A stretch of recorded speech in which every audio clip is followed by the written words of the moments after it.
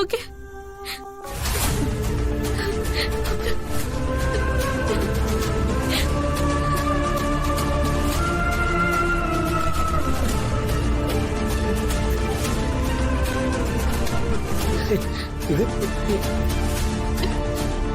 ഇങ്ങനൊരു ഫോട്ടോ അവർ രണ്ടുപേരും ഒന്നിച്ചു നിന്ന് അമ്മയുടെ കൂടെ എടുത്തിട്ടില്ല.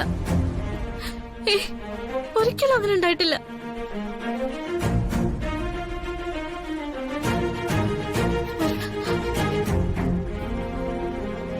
Hello hello Varun. ഹലോ, കുറെ നേരമായിട്ട് ഞങ്ങളൊരു വലിയ തെരച്ചിലായിരുന്നു. ആ തെരച്ചിലിനൊടുവിൽ കിട്ടിയ നിധിയാ ഞാനിപ്പോ ഫോണിലേക്ക് അയച്ചിരിക്കുന്നു.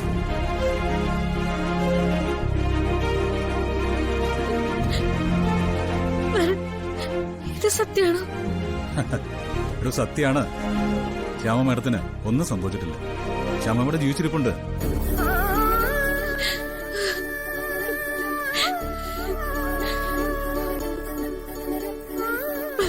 എല്ലാം കഴിഞ്ഞിട്ട് അമ്മ ഞങ്ങളുടെ കൂടെ എത്തിയിട്ട് തന്നെ വിളിച്ച് പറയാന്ന് കരുതിയത്. അമ്മ ഞങ്ങളുടെ കൂടെ ഉണ്ട്. 1-2 മണിക്കൂറിനുള്ളിൽ ഞങ്ങൾ ശ്യാമേടത്തും കുട്ടിക്കണ്ട ആറ്റുശ്ശേരിയിലെത്തും. ഒരുപാട് അത് കാണാം. താനെന്തേ കാണിക്കുന്നേ? ഇത്രയും സന്തോഷമുള്ള ഒരു കാര്യം വിളിച്ച് പറഞ്ഞിട്ട്. സന്തോഷ വരുൺ, ഇതിനേക്കാളും സന്തോഷമുള്ള എന്ത് കാര്യം എനിക്ക് എന്റെ ജീവിതത്തിൽ കിട്ടാനുള്ള.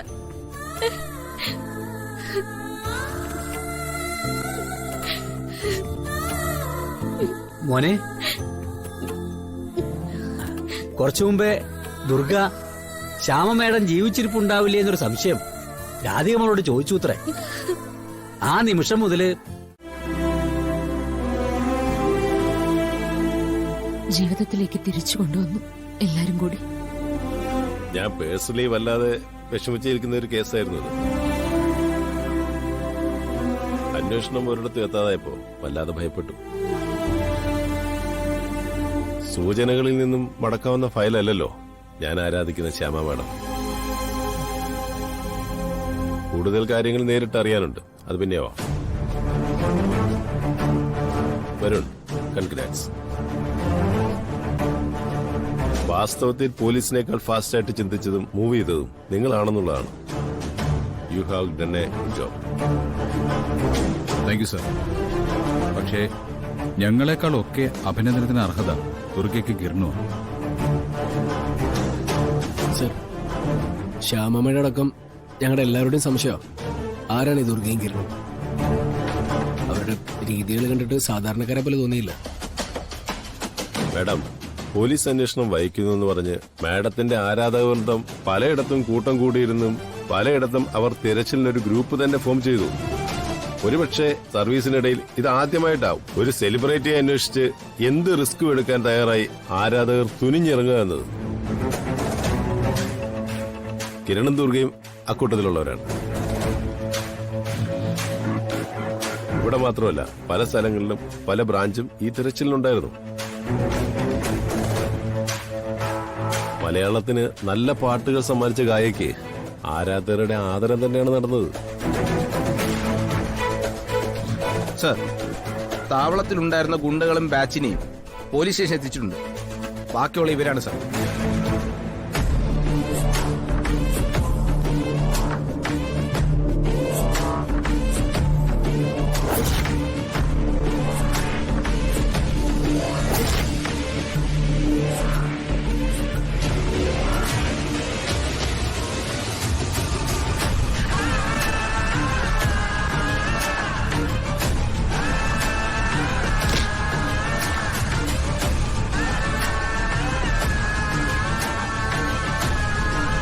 കൃത്യമായ തെളിവുകളുണ്ടായിട്ടും നീ ഞങ്ങളെ വല്ലാതെ കബളിപ്പിച്ചു. ഈ നിൽക്കുന്നവരെല്ലാം നിന്റെ ക്രൂരതയുടെ ഫലം അറിഞ്ഞവരാണ്. ഇനി നീ പുറത്തിറങ്ങില്ല. ഇനി നീ ഒരാളെയും ദ്രോഹിക്കില്ല.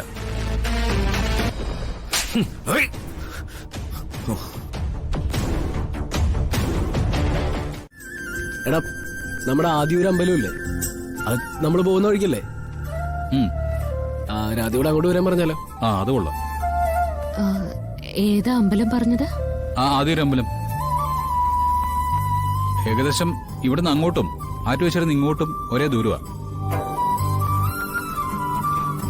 ശരി, ഞാനിന്ന് അവളെ ഒന്ന് വിളിക്കാം. എക്സൈറ്റ്മെന്റിന്റെ മാക്സിമം ആയിരിക്കും. അയാള് തളർന്ന് വീഴാതിരുന്നാ മതിയായിരുന്നു.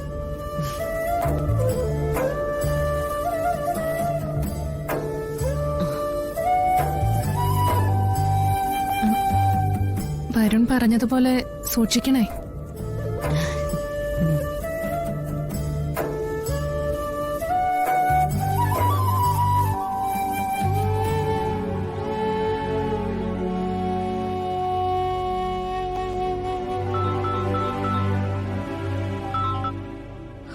ഹലോ മോളെ,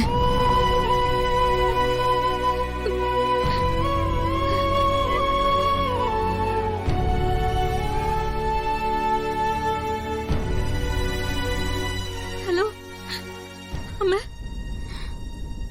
അമ്മ തിരിച്ചു വരുമെന്ന് പറഞ്ഞിട്ട് വിശ്വസിച്ചോ?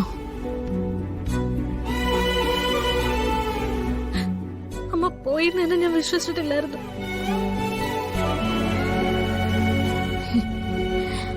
അമ്മയ്ക്ക് മോളെ കാണാൻ ഇനിയും ഭാഗ്യമുണ്ട്. അതുകൊണ്ട് ദൈവം അമ്മയെ മോളുടെ അടുത്തേക്ക് വീണ്ടും തിരിച്ചുവിട്ടിരിക്കുക.